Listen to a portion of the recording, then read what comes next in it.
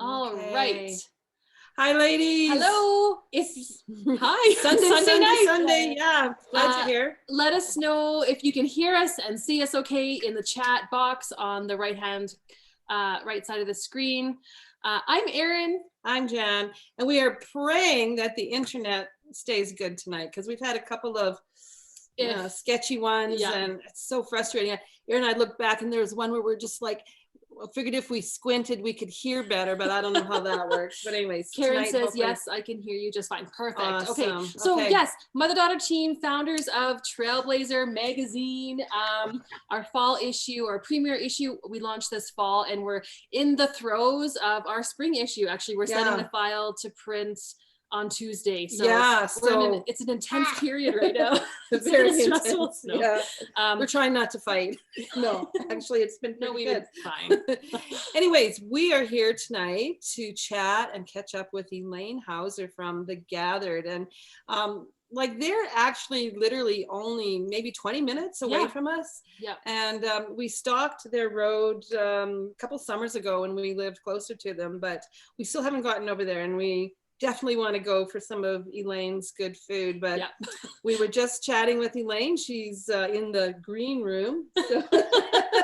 But anyways, Elaine and Elisa were features in our premiere issue. We featured them and The Gathered. So we're so excited to catch up with Elaine. It's been a hot minute since our intervio. 5 months. 5 months ago. Yeah, so crazy. Without further ado. Yes, Elaine, come on down. Put your video back on. Hi.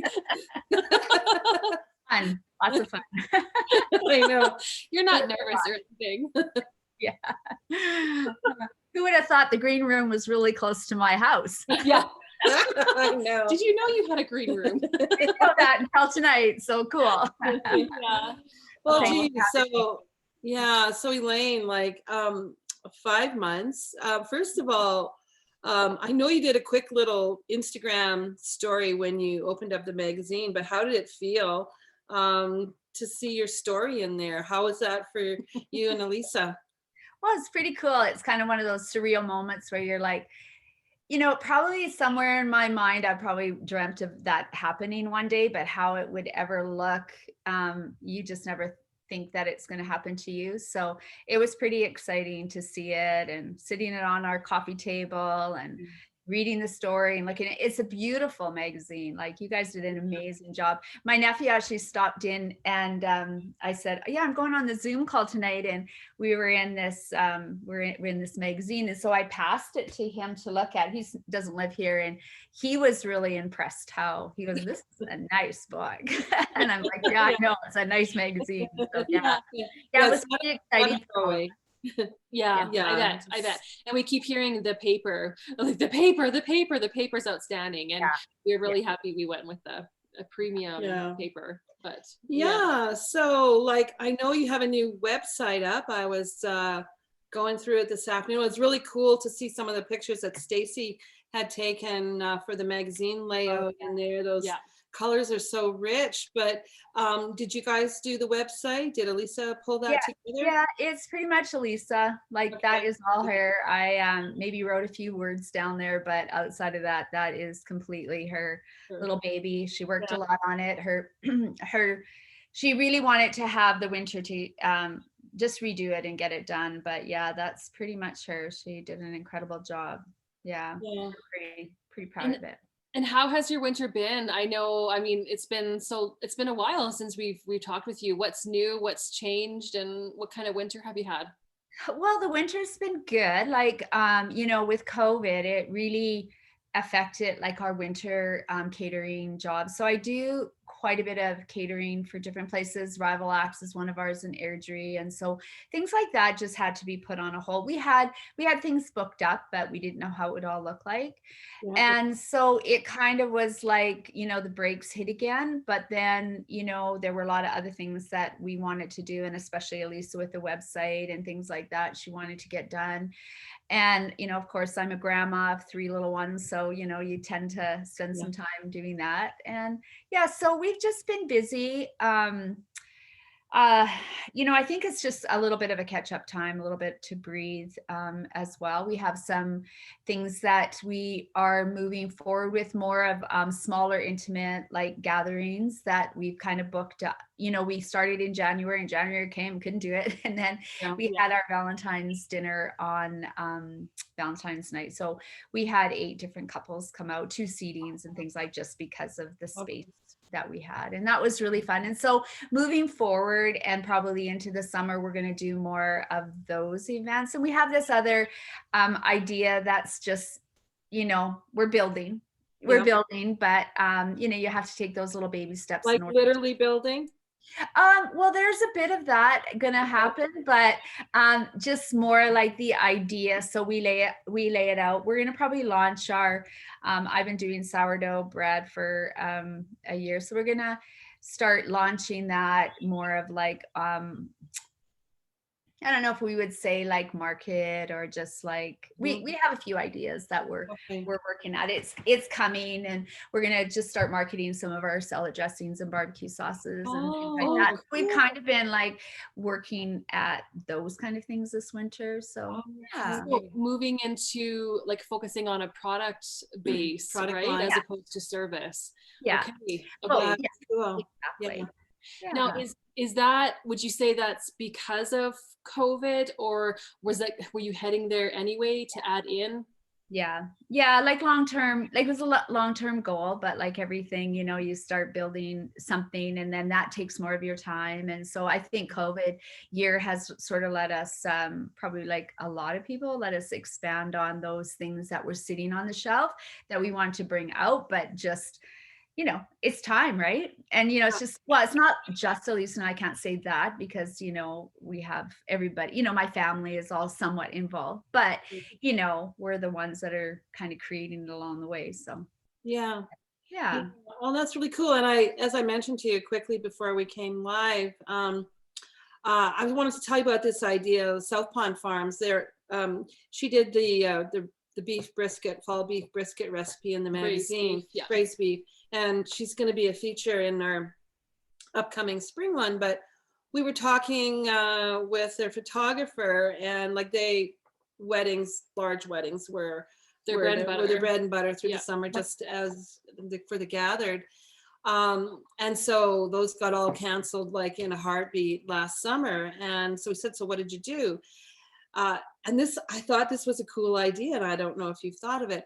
They decided to do elopement packages. So a couple could come and book, because you only can have like 10 people, and they would get hors d'oeuvres, they would get their pictures done, 2 hours in and out. If they wanted to stay in the guest cabin, they could, but they booked up 25 of them, like just like that. And so that was how couples were reshaping their wedding day and wedding vows and everything. But I thought, what a cool idea. And I know, like, your food, we haven't tasted it yet, but every time I even hear about it, my glands let down. But anyways, I think, like, wow, wouldn't that be a cool idea? So I love that you mentioned the salad dressings and things like that, because I think, because Erin and I are business focused with the collective in helping women with their businesses, it's really interesting to get underneath the surface and see what prompts new things. So what are you going to do with diversifying? So how are you going to handle weddings this summer?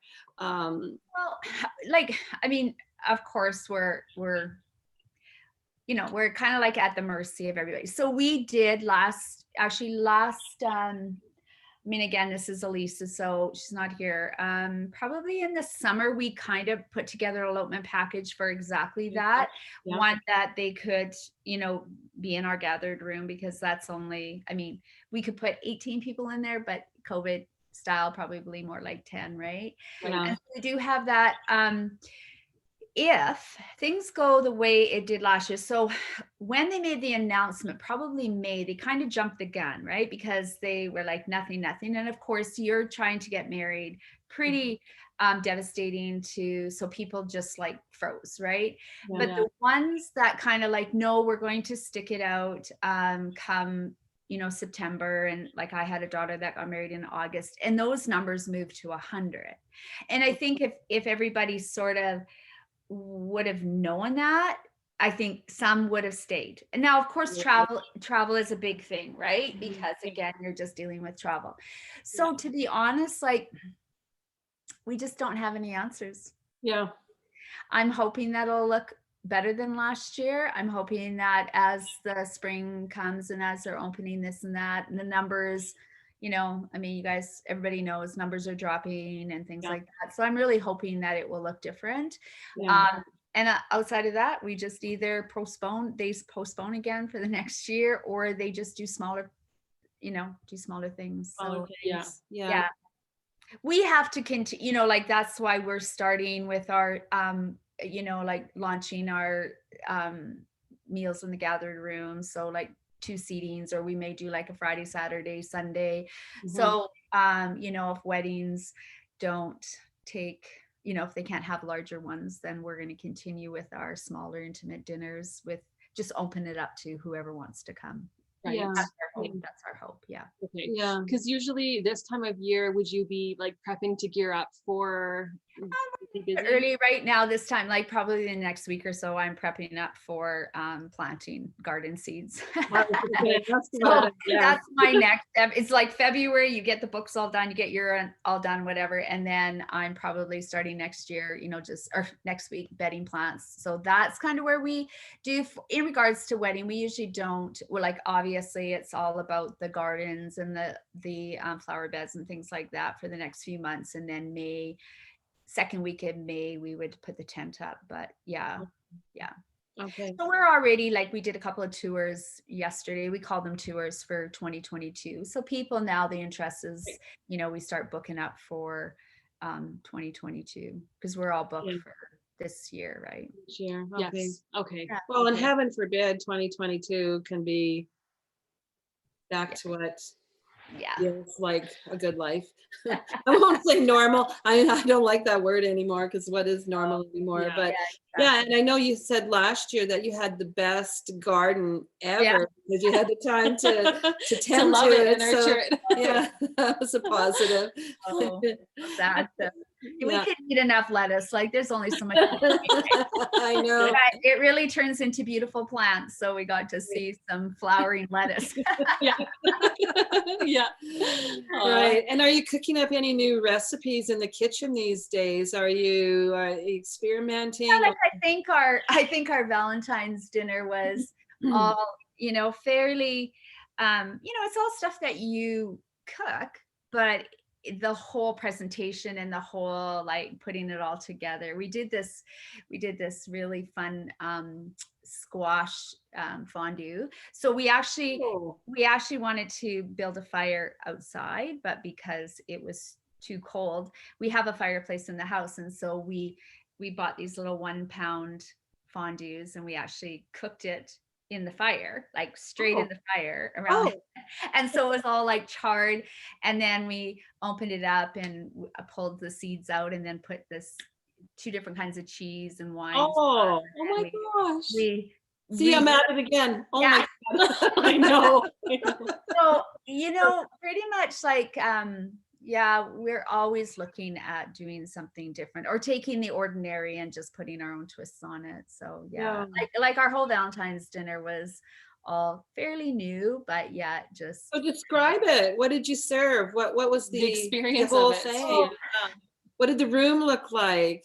So the room, we just, Elisa did an amazing job with the room. It was all, we had white tablecloths and simple little flowers, and we pulled out china. We're just trying to collect different types of china, not, we don't need a whole set or whatever, just like little pieces here and there. And we had done actually a gift bag, or a giveaway, which I have quite a large family in Calgary, and everybody has some kind of little business going on. And so we sort of did this giveaway, and then we had just like four tables. We have little lights all around the kitchen or in the gathering room, and we did a 5-course meal for them. Wow. Okay. Yeah, so we did 2 seatings, so that was kind of fun, because we did it all one time around, and then an hour later, we're doing it all again.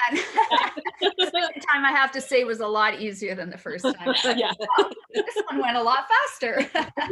Well, and that makes me get better as you do it more, right? Yeah, and it makes me think of when we first interviewed you and Elisa for the magazine. You guys were doing like 2 and sometimes 3 weddings a weekend, and like that, it still blows my mind how you do that. So I picture 2 dinners in one night. Like you could do that with your eyes closed. Not a big deal. You don't usually do necessarily like 5 different courses throughout the evening, you know, but yeah, it's different. I love them both. I like the grandness of, you know, there's a certain, how would you say, like adrenaline. It's funny, you know, you don't think cooking or catering have anything to do with adrenaline, but there's this certain moment in, you know, serving 140, 150 and making sure like your timeline, you know, you've got people, like everything has to be like right on. And there's just that certain bit of like, I don't know if you call it anxiousness, and you know, it's all kind of this mixed emotion, right? And then you just take a breath, we're doing okay, and everybody in the kitchen is like, we're doing okay, and you're like, okay. And then you get the food out, and you know, you feed 140 people, and you're like, oh my goodness, like just like what you did. But then the smaller events are a little bit more creative. We get time to like create the food and display the food and do different things. So it's just like totally 2 different things, and I love them both. I like the creativity of feeding the small groups, but I love the, you know, the weddings, the atmosphere, the, you know, putting all this food out for 140 people, whatever it may be. Yeah. Yes. Yeah. Wow. And I remember in our interview too, you talked so much about how you just loved having people come and the big groups, and at the end of the nights, like how you connected with everyone. Is that something that you're really, really missing and craving, like that the bigger group? Yeah, like we were able to last year, I mean, we did talk to you guys in September, so we were able to do about 7 weddings, I think it was. And so throughout the summer, like it was a big absence in our life, because now, you know, we're into that was our 4th season. We're used to having people, and all of a sudden, like, even what do we do on our weekends, right? Because our weekends became, that was, you know, our work. So 100%. Like, and even I, you know, there's a bit of disappointment when they shut down again in December, and we're like, even to be able to cater and take, you know, go out and do our catering. We have a church group in Calgary that we do a couple of events a year. You know, those ones got shut down, and you know, so those things are definitely an absence. 100%. Yeah. So how are you mentally, you know, preparing for the next year with so much still up in the air? Can you? Like what do you do? Go walk outside, play with the grandkids? Like, how do you take care of yourself that way? Like, I think 2020 has been definitely a growth year in many ways. Spiritually, probably one of the best, where you just position yourself to a place where you have really no control, and either you can sink or you can swim. And we chose to swim.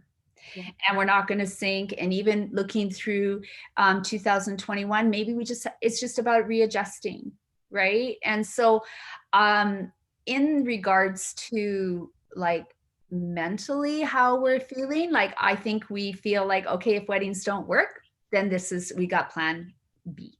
We'll just move forward with plan B. And you know, maybe they'll end up being like even elopements or smaller or things like that. So I think we're, you know, like I feel really good. Like I feel really positive. I mean, I've been positive through this whole thing. So it's not like it's really got to me. Like, there's moments where, you know, we're out here. We're not always affected by what's going on. When you go to town, you realize what really is going on, right? When you live out of the city, and, you know, we're trying to work within our circumstances here and keep motivated and keep moving forward. But yeah, Yeah. we're all looking forward to the spring. Like we'll plant gardens, whether we have weddings or not, we just keep moving forward, right? Yeah. Yes. Yeah. Any changes to your garden size this year? I have a few things that I want to make a little bit, do a few more things. Okay. I do actually want to hire, I would like to be able to hire somebody that, because our staff is they're gardeners, they're servers, they work in the kitchen, so I'd like to have specifically somebody that works alongside of the gardens with me. That would be the ultimate dream. Yeah. How is your soil over there? How's our soil? There's some things that we have a challenge growing, and the next thing, we have no issues. We've got pretty good soil. We're actually starting in the next couple of weeks. We're going to bring in a lot of mushroom manure from the mushroom farm here. Yeah. The ground is hard. We'll make a pathway. My husband has a dump truck, so I want to just pile it. There's some areas in my garden that needs some extra help, but overall, we don't have a lot of rocks. That's one thing I don't have. I have a lot of weeds. Yes, well, but not rocks. Okay. I haven't come up with how to just deal with those weeds, but yeah. Okay. And how are you for wind? Because we used to live right by Keoma, and the soil was amazing, but the wind was horrendous. Same with where we are now. It's dry. I mean, we water a lot. That's a big thing. Yeah. We do deal with wind. We do plant, one of the people say is, oh, why do you plant all the sunflowers around the garden? I said, well, actually it does work as a good windbreak, and then it creates that beauty. So we try and keep that. And we, long-term goals, we have tree belts that we want to plant and things like that. But yeah. Okay. Excuse me. And how is Elisa? We miss seeing her. How is she doing? Yeah, she's good. Like I said, she's been pretty much some days I don't even see her, and she'll come up from her suite downstairs and I'll be like, what are you doing? Oh, just working on that website, so she's really put a lot in her time, but they're doing good. Yeah. Her husband started a new business, been pretty successful and busy with that. So yeah. Cool. Okay. Excuse me. Sorry. I love hearing the success stories from this past year. And I think what you were talking about with how it's given you a chance to kind of slow down a bit, but reconnect and re-envision. And I think that's a common theme. Story that we're hearing in all the women that we talk to. Yeah. So they haven't looked upon 2020 as being a bad year in that regard. It's been challenging, but getting back to foundational things that they were rooted in before. So I think with our dreams and visions and all that of what was we pretty much, and I think it was explained to you guys and probably in the article, it just both feet went into weddings, but it wasn't, I love them, don't get me wrong, and I definitely will always be a part of the Gathered, but there were other things that we wanted to do, but because it just, first of all, it's really hard to say no. It's hard to say, even 2022, we're just how many do we want to have and what dates, and it's just really hard. It just took off, and so to be able to then have a no choice but to step back and say, okay, so let's rethink this. And so really in the spring last year, we were able to rebirth some of those things that were sitting there, and that's been good. And I'm looking forward to the future with it, and to be able to do what we want to do with those type of things. Yeah. Okay. Awesome. Because weddings are a beast, right? You can't go halfway and do a wedding. If you're going to do weddings, you're doing weddings. And so, I totally understand that. And so that's a blessing, that if you had that time away from them to get back to the roots or the basics of and explore some other ideas that you had originally. I think that's really cool. Yeah. Okay, we have a question from Audrey. As someone that wants to open a wedding event venue this year, do you have any words of advice, words of caution, or otherwise? Good question.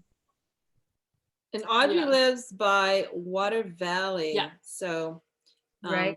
she's in the southern southern part of the province too. Yeah, actually, my son got married up in Water Valley, up in the Cancer, just past Water Valley, I think it is. Oh, yes, we've been there for a At retreat. camp, the Yes, yes, Yeah. okay. yeah, that's where they got married. Lovely place. So caution, that's a good, those are good questions. What would be Yeah. caution? Kindle, that's what Camp I, Kindle, yes. yeah. I guess we just jumped into it, not expecting what came out of it. I think maybe not have a small goal because that small goal, you don't kind of get disappointed in like how many weddings you would do or whatever. Right. And yeah, so like if you're going to start, then we had this like, oh well, as long as we could do this many weddings, right? And then all of a sudden when it kind of took off, then we were like, oh wait a minute, did we really want to do this many weddings? So kind of like figure out how busy, because it is taxing. And like at the end of the season, you want to look back and say that was fun. And the minute you look back and say I'm not sure I can do it again, that's okay. when you've done too much. Okay. So set like a smaller goals, and then see how it feels to have this many weddings. And then right, because and having good team around you, I think, and that's really key for you guys. Yeah. What would you say, like bare minimum, what kind of skills or expertise that you would need on your team? Well, you're gonna have to have people with grace, because weddings are, you've got a bride and groom that's going to come in, and that they're looking for you to be the calm person, because they may have come in with family members, with everybody trying to be on the same page, and then they may be completely laid back prior to the wedding, and then the day of the wedding, like you're like, oh, I didn't see that. And so you have to have people that are going to be like givers to and servers to the guests, because it is a unique, it's a amazing celebration, but it is also like a unique time where they are starting their life. People there for one reason. They're not there just to eat. They're not there just to drink. They're there to see this couple get married. Yeah. And so the process of the day, you have to be that person. Your team has to be like, it's all about you. And you can't have your little fit in that day as your staff. You have to reassure them that you're serving these people, whether they're really, really drunk or not. You are serving them. Yeah. So that's what I would say. I said, you have to have grace, and, really reach out and serve your guests. Love them. You gotta love them. If you don't love, don't do this job. Yeah. You got to really like people too. You have to really, really, really love people, because they're investing in you and they're trusting you with their day. Yeah. And so that's huge, right? Yeah. So Audrey said also, how many staff do you have during the summer? We have 30 acres that I'd like to open up to other photographers, but also to grads for outdoor ceremonies and maybe small weddings. We would have to outsource caterers, etc., but we have the tent and the scenic backdrop. Yeah. Cool. Yeah. So I guess that all depends on the services you want to offer, because we do the catering and everything. Then of course our staff, we probably have like maybe 10 on a day, not including Elise and I, or my husband or her husband. Okay. We probably have 10. Yeah. Okay. And that's everything from bartender to servers to kitchen help to prepping to all those things. Okay. Audrey says, awesome. Thank you. Okay. Welcome. Back on that adventure. because getting your kitchen upgraded was one of the major things that you had to do, right? Once you were going into it in a bigger way. So that's probably a huge expense that anyone looking at doing it. And I'm guessing with Audrey here that maybe they'll stick their toe in the water first before they would do something like that. Right. Yeah. Yeah. Any suggestions for what to look for in a good caterer? Well, I know you're a caterer. Yeah. Audrey, me, Yeah. Elaine. Well, I can't really say I can help her for outside catering in the summer, but yeah.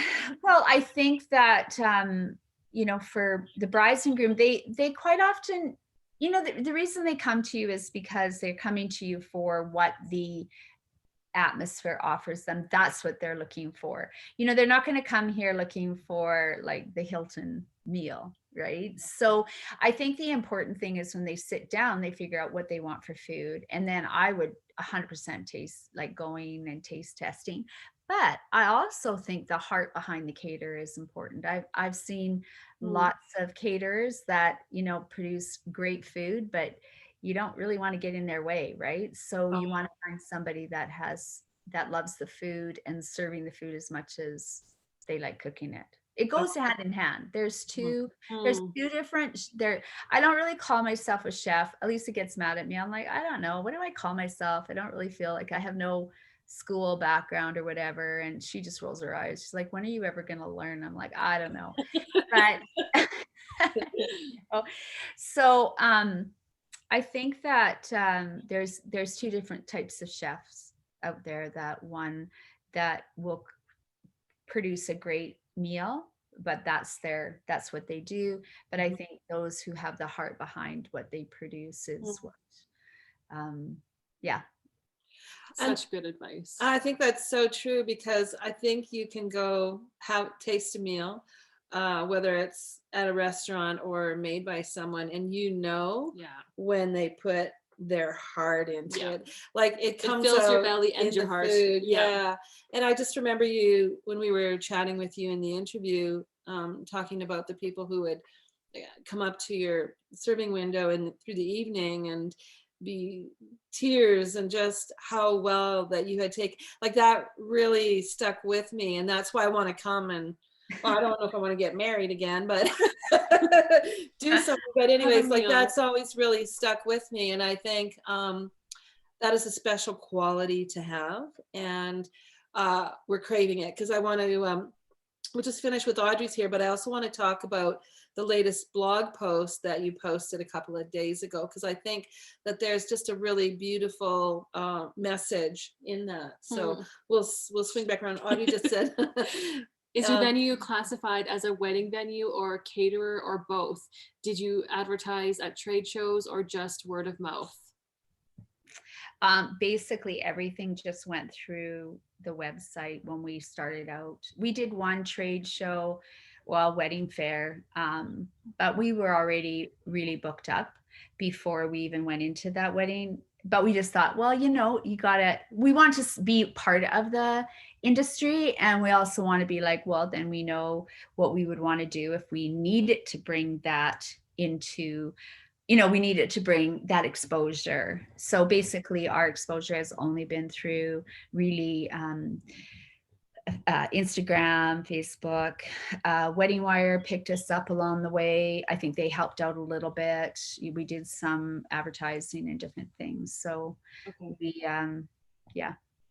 And social media, and I think it was Instagram that I first found out about you guys like 3 or 4 years ago. And so when we were launching Trailblazher, I thought of you, and it was the photos of how you presented your food and the atmosphere, and there was just like love in the pictures on Instagram, and I just, that stuck with me, and so much so that you and Elisa were top of mind when we were thinking of featuring for Alberta. So that was you nailed it. Like you can almost taste the food through the pictures, you know. It's just it's just cool.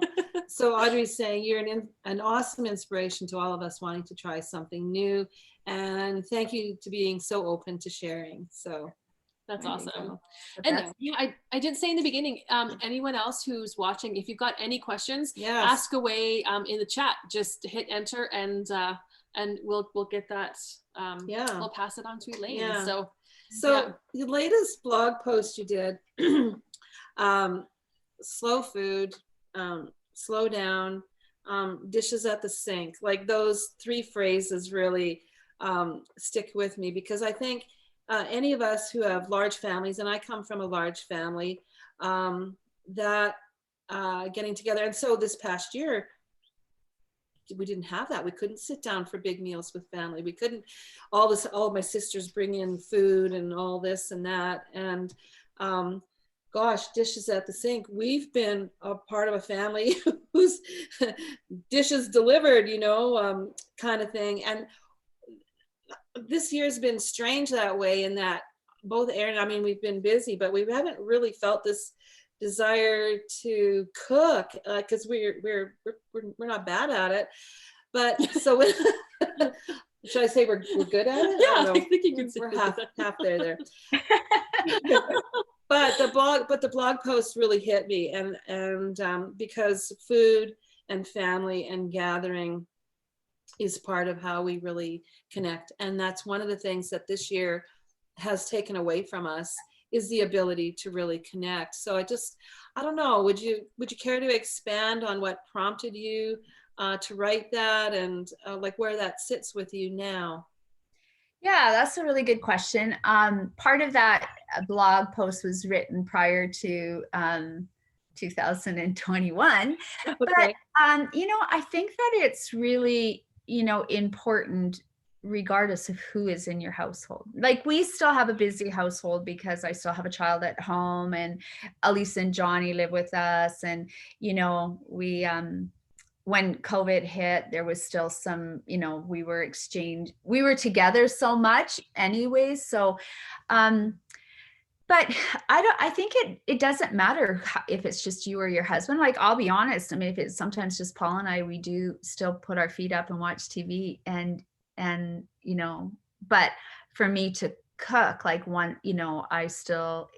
it's just still something that I want to provide for my family, regardless of how many there is out there. Like, even if it's just me, actually, sometimes I enjoy if it's just me, because then I can be really creative. I'll have to be like, who likes what, who doesn't like what. But, I grew up in a family that we always sat down, as a family at supper, and there was 6 in my family, and it was always busy. Sundays were always like Sunday dinner and things like that, and always conversation around the table. And so I did raise my kids that way, whether there was, as everybody left or they come home. And even today, like, if everybody comes home, we always like sit around the table. And so I mean, I know COVID's been hard, and some people have really felt the fear around it and have had to really keep themselves separate from others.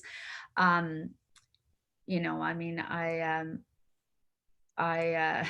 we still met, like, I didn't meet with a lot of people, but throughout the times where there was yes. You know what I mean, right? And, Yeah. and the times where we could, so I still believe in it. I actually, it bothers me when people come and stand around the counter and eat their food. I'm like, take a seat. Like, gather. And I have a son-in-law, and I'm like, just like, sit down and enjoy your food, right? Like, yeah.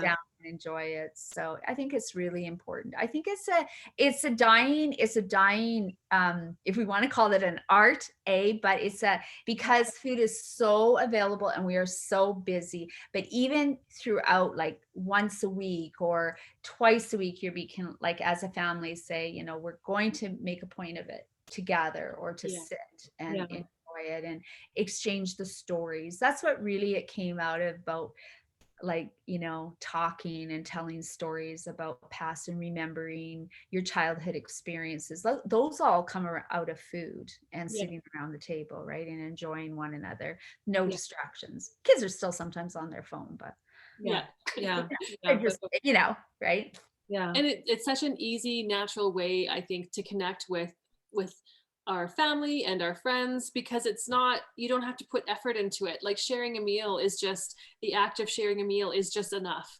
to be sitting around a table and all enjoying this this sensory meal. And I think it's a value that, like you said, I think it's waning. Well, I think that our lifestyles have gotten so busy with, even our children, whether you have 2 children or 5 children or 6, doesn't really matter. I think a lifestyle, you can be as busy as you can in your priorities. And at the end of the day, what is the priority? Is it being at the games or all the time, or taking one day out of the week and saying, no, as a family, this is our priority. This is our time. We need to sit down and connect on an emotional basis. Because how are you going to talk to your kids about what's going on if you're always running, right? And to be honest, when you are a parent of a large family, at the end of the night is not always the time where you feel like having this heart to heart with your kids. But around the dinner table, everybody's happy and talking. And so I don't know, I just never will regret my upbringing, and I hope my kids don't regret their upbringing. And moving forward, the more grandchildren that come into the family, but even, like if you won't come to my house without having coffee and something to eat, right? Like whether it's a cracker or a cookie or a piece of cookie. My mother always said, as long as I have bread in the house, there's always bread and jam, come and have coffee, a piece of toast, and let's just have a good time to talk. I'll tell a little story, and then this is, even yesterday I had my 2 grandkids here, and it was just like Elisa came up and Paul's around. I'm like, put the TV on them and let's go sit at the table and let's just have a cup of coffee and have something to eat. Let's connect together, and so sometimes you just want to, as adults, we need to connect over breaking of bread, so to speak. Yeah, I really think that the kitchen table brings that out in people. Yes. We actually even called one of our things within the Rural Collective membership kitchen table gatherings, because I think for women, we associate that, because you can still be in fixing and talking and refreshing beverages and taking things away and everything. And it's kind of our domain. And that's not a sexist or a gender thing. It's that ability to nurture through multitask and nurture. Yeah, totally. Yeah. For sure. Where do you get your food inspiration or your new ideas for? Well, sometimes they do come out of looking at mini cookbooks. And then, like if I'm in my kitchen just by myself, and I, like when I want to create something just like a little bit different, it usually comes from like either one kind of food, like whether it's created out of a fruit or a lettuce or a meat or whatever. So that kind of, it's like a building thing. So that's my favorite time, is when I can just be like, oh, I feel like an apple. What can I do with an apple? Or I feel like a piece of chicken. What can I do? So those are fun when I'm just kind of like not having to, or not whatever. And then all of a sudden I'm like, oh, wow, this worked. And so then I will try and write that recipe down if I can, just like even like, because I do tend to forget. Like I'm like, oh, that was really good. And then, a couple weeks later, you're like, what exactly did I do? So that's my most funnest, is to create with even a spice. Like I will be like, oh, I want this flavor, and then I will start with that. So sometimes it's that. And then other times it's like just looking through, cookbooks and getting an inspiration, and then going from one. I probably have never followed. I'm not baking, yes, because baking is a science. So I'm not really like a freelance baker. Okay. But, so I will take somebody's recipe, but usually at the end, it doesn't really, I haven't followed it. Okay. I created outside of that recipe, so to speak. Yeah. Okay.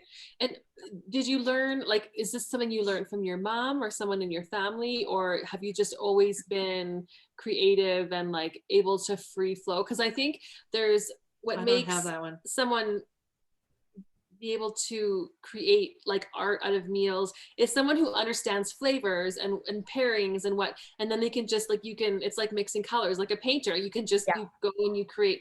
Have you always been like that? I think so. Like, Okay. I've always loved the fact of cooking. Now my mom was a good cook. She was a camp cook, like for church camps, stuff like that. But I wouldn't say she was an adventurous cook. And, you know, my dad didn't like certain things. So some of it was just basic, but it was always good, right? It was always good. And so I kind of just, you know, being the youngest of 6, some of my older sisters have gotten married, and then they started creating different dishes. And so, you know, you just kind of got like little tastes of different things. I still have some original recipes that I wrote down when I was like probably 10 or 11 on a little card. I taped it on a typewriter. Wow. You know, from my sisters and things like that. And Wow. so I always was that. I remember getting cookbooks and, you know, really young, getting cookbooks and being interested in it. Yeah. And I think like it was probably a few years ago when I really started thinking about it. I'm like, this is sort of, it starts kind of in your mind with some things. It will start in your mind, and it's in your mind before it becomes out on, you know, kind of like a painter or a writer, you know, the idea starts in their mind. And I'm like, kind of interesting, you know? And so, but I would say I've always had interest. I don't watch a ton of cooking shows, which is funny because they actually kind of stress me out. Oh, okay. Well, because it's 5 minutes. I know. Yeah, and I'm like that. I mean, there is an aspect of that, but I just like that to me didn't look like fun. But so I have watched cooking shows for sure, but I do like to sit down and get ideas from, you know, cookbooks and magazines and things like that. Yeah. And then just apply them right away. Like, you know, and then I try and apply them, and then I create from there. Yeah. Okay. Elisa's definitely the one. Like, we will sit down. It will probably take us a couple of hours to put together a menu, maybe even longer, sometimes a couple of days. Like it's not like I'll say one thing, she's like, no, and then she'll say, I'm like, yeah, not really. And then so to do like our Valentine's menu, like it'll take us a yeah, you know how. But then she likes to be the creative, like to plate it, right? Okay. She's the one that will put it out on a plate, but we'll both agree with how it should look, or, you know, whatever. So yeah. Cool. She brings in the creative aesthetic. Yeah. Cool. Yeah. I see there's another question came up. Okay. Catherine Albertson. Oh, yeah. I'm also opening an intimate wedding and event center, but I'm located in a more rural setting, a 30 to 40 minute drive to nearest town and 2.5 hours to the nearest city. I'd appreciate any suggestions you might have for me in terms of attracting interest. So she's a little further out. Okay. Yeah. Any ideas on that? Yeah, like I think you have to just like get your social media up and going and have a good website. I think that one of the things, because I mean, if it was left to me, I would never have put together what Elisa put together. And our very first website, she actually did. She had a help from a nephew of mine, but she pretty much put it all together. But I think it's really important to have a good web page, right? And your social media, and just like keep at it. Like you just have to keep at it. And now if it means that you're a little ways away where people kind of are wondering, you have to have an element that's going to draw. You got to have something that's going to draw people to what is it about your space. Right. For you, it's the tent. Like, for us, it became the tent. For us, it became like, then it became our food because we started out. But, you know, it also became the whole look of the place, right? So we had a theme. Yeah. So that, I think that would be really, really important, to have your vision and then just work to you can't build your whole vision. I don't try and build it instantly. Like it comes, right? You know, it comes.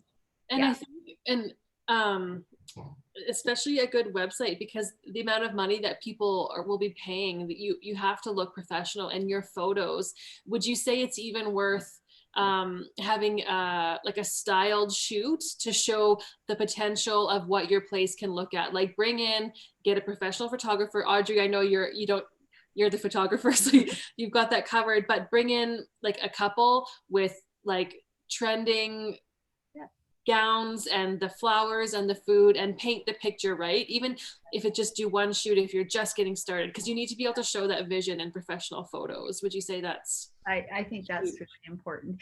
We didn't really quite take it to that degree, but we also had, so Elisa got married on the property, right? And then we had my daughter, another daughter, and then we did another wedding, couple of relative weddings. So we had a lot to put out there to make, so we didn't, so we did have that start, but that I would totally suggest that for somebody who doesn't have that opportunity. We already had pictures, and they were, amazing pictures, and then we just built from there.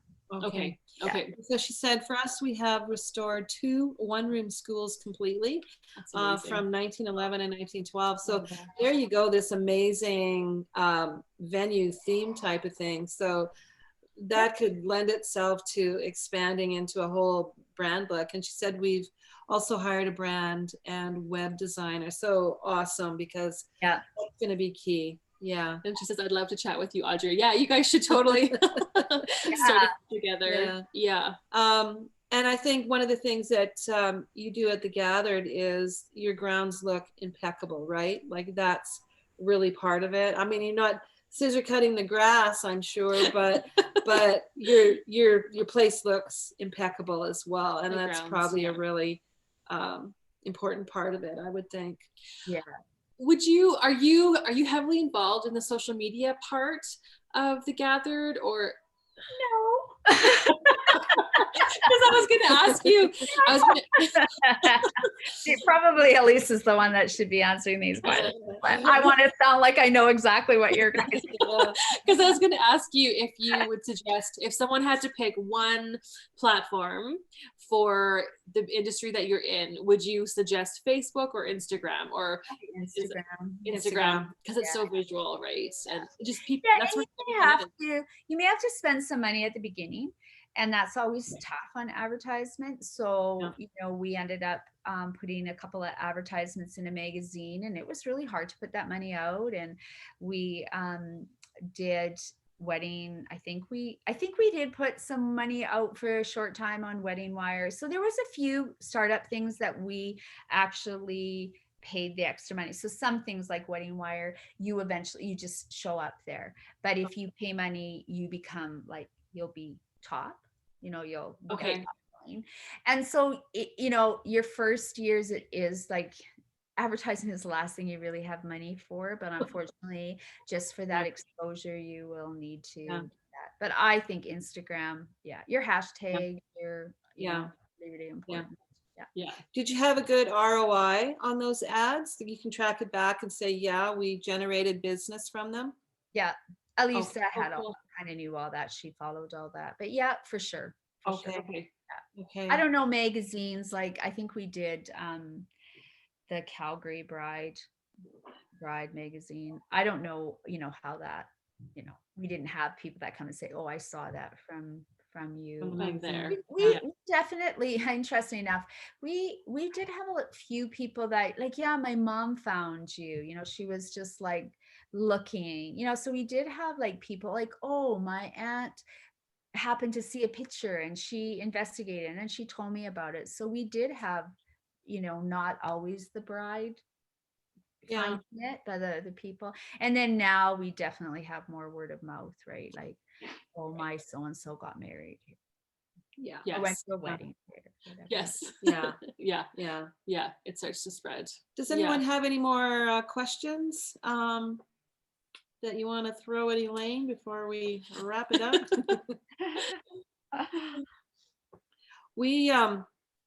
One of the things that we want to do next year through the Rural Collective, Elaine, we're probably looking at 2022, is to have a real collective gathering of women, and you are on our Top of the list. So we'll have to figure out As a location or yeah, a how caterer. early we'd have to Book you. book something. But I just I need to have an event in your tent. I know. So Maybe you should get married again.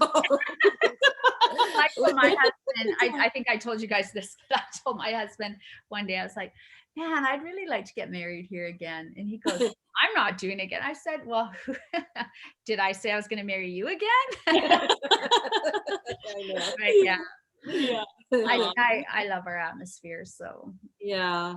Well, and I so love the prairies, and so when I looked at the pictures, and I know where you live because we did live close to there, that would be just a wonderful, wonderful spot. Yes. So yeah. Oh, and Audrey's saying, oh, Erin, renew your vows. I'm not married. I was married in another life, but I'm not married. No, we're just partners. But if we did get married, she's right there. Hey, Sean. They're looking at you. Hey. Yeah. And Catherine says, love this. Thank you so much. This was so good. So great to see you, Elaine. It just feels like a warm hug. Yeah.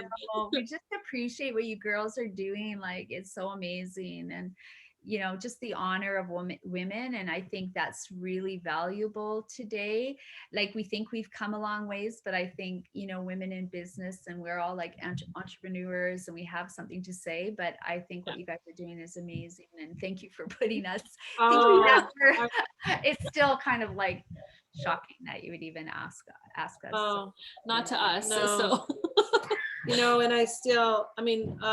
writing the 8 feature articles that we've talked about it so many times that it's probably something that we will never have anyone else write for us, because you can't see, our big table is here, and when I'm into the throes of writing and I'm listening back to your recording and I've got my notes, like the heart. I know. I remember I can even remember the emotional feelings I felt when you and Elisa were describing the heart of people and the come to the window. And so our only hope is that we are sharing that with people everywhere, as many as we can to read, and it's so purposeful for us. And you know what, we have a lot of men who love this magazine too, because they're getting a look inside the entrepreneurial minds of women who are doing so many different things. So, and it's giving them a voice that we haven't been able to see or hear in this way before, like this intimate look. So it's really neat.